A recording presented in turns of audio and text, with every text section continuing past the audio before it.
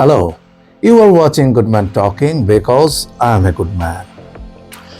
আপনারা জানেন প্রতি শুক্রবার আমি একটা মিস্ট্রির গল্প নিয়ে আসি। মিস্ট্রির যত রকমের রহস্যময়তা এবং এর সাথে যে ভৌতিক ব্যাপারগুলো সরাসরি কানেক্টেড এমন নয়। ফ্রাইডে মিস্ট্রিতে আজ নিয়ে এসেছি আরেকটা গল্প, যে গল্পগুলো আমি যেটাকে বলি জীবনের অমীমাংসিত গল্প। এই ঘটনাটাও ইউনিভার্সিটি ক্যাম্পাস লাইফের কোনো এক ওপেন ডে, অর্থাৎ ক্লাস পরীক্ষা চলে এরকম একটা দিন। ক্লাস শেষ করে আমরা হলে ফিরে যাই। হলে ফিরে কেউ হয়তো রেস্ট করতাম, খাওয়া দাওয়া করতাম, আড্ডা টাড্ডা দিতাম এবং বেসিক্যালি বিকেলে বের হবার একটা ব্যাপার ছিল। বিকেলে বন্ধু বান্ধবরা বের হয়ে, সব তো আর হলের বন্ধু না, কিছু একেবারে ক্লাসমেট আছে যারা অন্য হলে থাকে, তারাও বিকেলবেলা বের হতো, একসাথে একটু আড্ডা দেওয়া, কিছু একটা খাওয়া দাওয়া করা, এরকমভাবেই একটা টাইম আমরা পার করতাম। এবং পরবর্তীতে ওই সময়টা পরে হয়তো 7:30 বা 8টা নাগাদ আমরা কখনো কখনো একটু বেশি সময় ফিরে যেতাম রুমে। সে যাই হোক, আমি যখনকার কথা বলছি সেই সময়টা হচ্ছে বিকেল থেকে সন্ধ্যার কিছু পরের ঘটনা।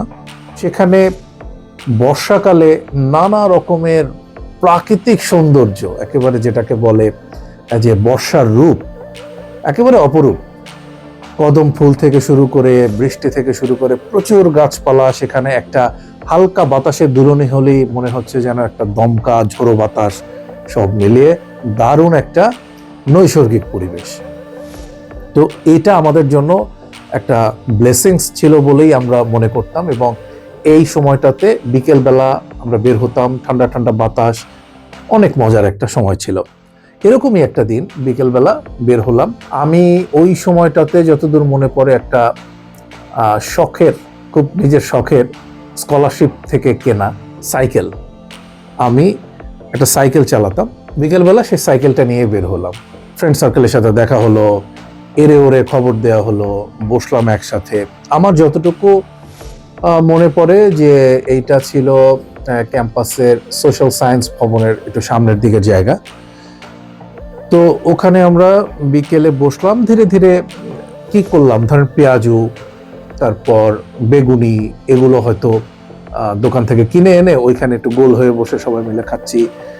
চা আলা মামা ওখান থেকে যাচ্ছে, চায়ের মামা ওখানে চা খাওয়াচ্ছে। এরকম নানা রকমের ঘটনা যখন ঘটছিল, ধীরে ধীরে ধীরে ধীরে সন্ধ্যা হলো, বন্ধু বান্ধবের সংখ্যা কমতে লাগলো। আমরা 1 2 3জনের মতো মনে হচ্ছিলাম তখন। এরকম অবস্থায় আরেকটু অন্ধকার হতেই, যেহেতু বর্ষার একটা ব্যাপার ছিল, আকাশ একটু মেঘলা, একটু অন্ধকার অন্ধকার এমনিতেই ভাব, একটা রাস্তার উপরে বসা, একটা চিকন রাস্তা, অর্থাৎ ওই যে বিভিন্ন ফ্যাকাল্টির মাঝে যে প্যাসেজগুলো থাকে ওরকম একটা রাস্তার উপরে বসা, পাশেই সুন্দর করে ঝাউ গাছ, এগুলো সাজানো। তো রাস্তার ওখানেই বসা, কারণ খুব বেশি চলাচল করে না কেউ ওখান থেকে, বা সন্ধ্যাবেলা তো তেমন করেই না। ডিপার্টমেন্টের ভেতরে ভেতরে আমরা লাইট জ্বলতে দেখছি, অর্থাৎ বিভিন্ন জায়গায় সান্ধ্যকালীন ক্লাসও হয়তো হচ্ছে। সন্ধ্যার দিকে যে একটা অন্ধকার অন্ধকার ভাব, সেরকম। তো গল্প চলছে, আড্ডা দিচ্ছি, নানা রকমের ক্যাম্পাস লাইফের কত অদ্ভুত অদ্ভুত গল্প শেয়ারিং চলছে। হঠাৎ আমি খেয়াল করলাম একটা কুকুর। এই কুকুরটা আমাদের দেশে বা একটা ইউনিভার্সিটি, পাবলিক ইউনিভার্সিটির মধ্যে এই ধরনের সাইজের কুকুর খুব কম পাওয়া যায়, আমি দেখি নাই কখনো। দেশি কুকুরের যে অ্যাভারেজ সাইজ, সেই সাইজের কোনো কুকুর এটা ছিল না।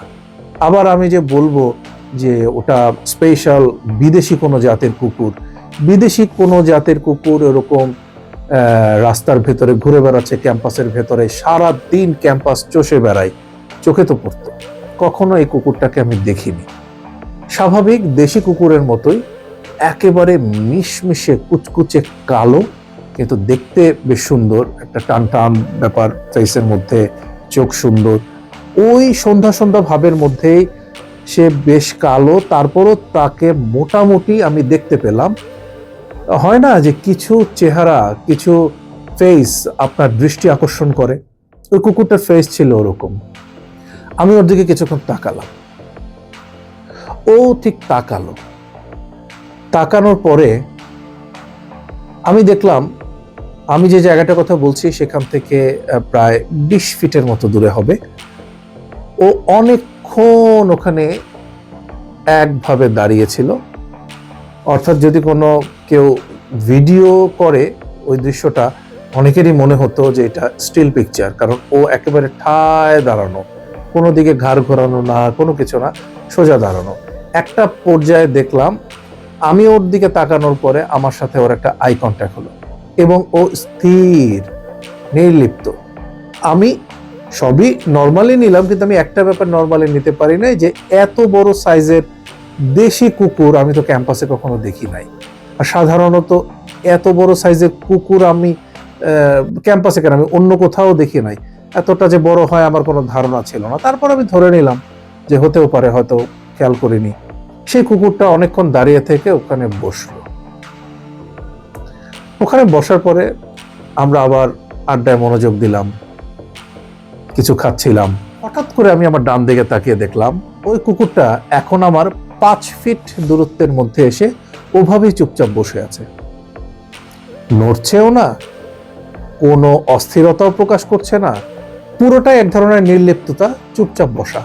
কখনো কখনো আমাদের দিকে তাকাচ্ছে, কখনো কখনো মাটির দিকে তার চোখ, কিন্তু সে ধীর স্থির ভাবে বসা।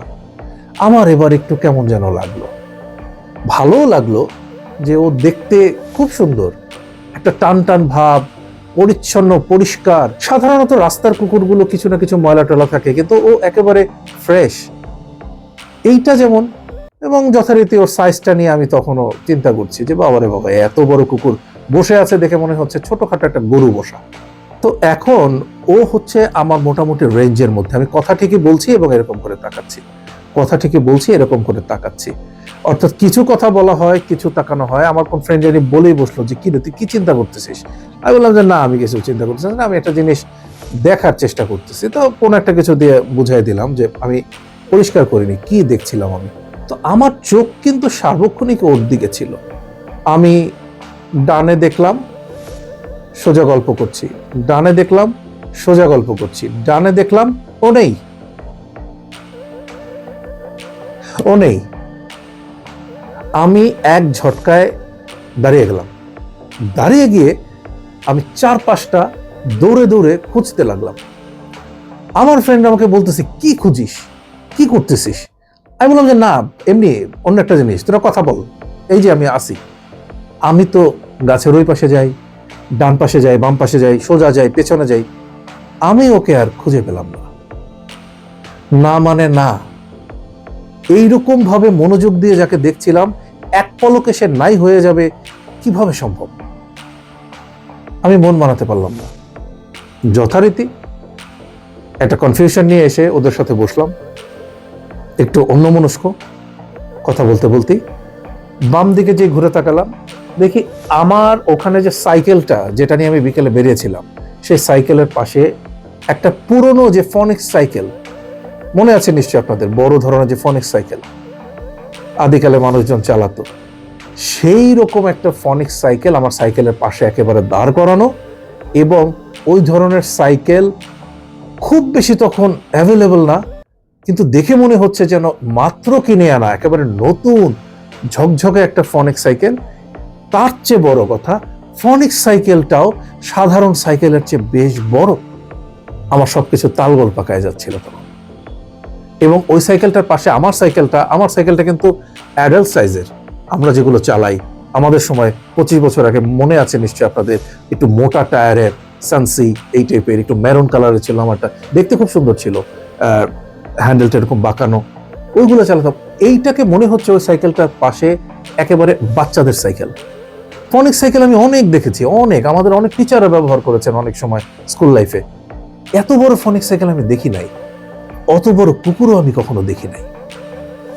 আমার কুকুরের ঘোর কাটতে না কাটতে আমার সাইকেলের ঘোরটা শুরু হলো। অদ্ভুত ব্যাপার, 4-5 মিনিট একটা গ্যাপ হবে, তাকিয়ে দেখলাম ওই বড় সাইকেলটা আর নাই। আমার প্রশ্ন সেটা না, ক্যাম্পাসে যে কেউ সাইকেল চালাতে পারে, যে কেউ এসে এখানে রাখতে পারে, ওটাও আমার প্রশ্ন না। প্রশ্ন হচ্ছে আপনার 5 থেকে 7 ফিট দূরত্বে কোনো মানুষ এসে একটা সাইকেল পার্ক করছে এবং সেই সাইকেলটা নিয়ে আবার তারা চলে যাচ্ছে, এইটা আপনি টের পাবেন না? এটা একটা সাউন্ড হবে না? এটার একটা কোনো রকম অ্যাম্বিয়েন্স তৈরি হবে না আপনার চারপাশে? আপনার মনোযোগ টানবে না? এটা কি হয়? এটা হয় না। ঠিক বড় কুকুরটা যেভাবে আমার চোখের পলকে হারিয়ে গেল, বড় সাইকেলটাও ওভাবেই হারিয়ে গেল। কেন কুকুরটা এসেছিল, কেন এই সাইকেলটা এখানে পার্ক করা হলো, কে পার্ক করলো, তারপর এই দুটো সত্তা কোথায় চলে গেল, আমি আজ পর্যন্ত হিসাব মেলাতে পারিনি। বিশ্বাস করেন, এ নিয়ে আমার মনে কোনো ভয় নেই, কিন্তু প্রচন্ড কৌতূহল, এবং এর কারণে আমার কোনো ক্ষতিও হয়নি, কিন্তু আমার কৌতূহলের কোনো শেষ নেই। কি হলো, কিভাবে হলো, কি এমন আমাদের ইন্দ্রিয়ের বাইরে প্রতিনিয়ত ঘটে যায় যা আমাদের ইন্দ্রিয় কখনো কখনো দেখে, বেশিরভাগ সময় দেখতে পায় না? আপনারাও কমেন্ট করে জানান এরকম কোনো অভিজ্ঞতা আপনাদেরও আছে কিনা, আর আমার এই ঘটনাটি কিভাবে ঘটলো তা নিয়েও আপনাদের একটা ব্যাখ্যা জানতে চাই আমি। ভালো থাকেন সবাই।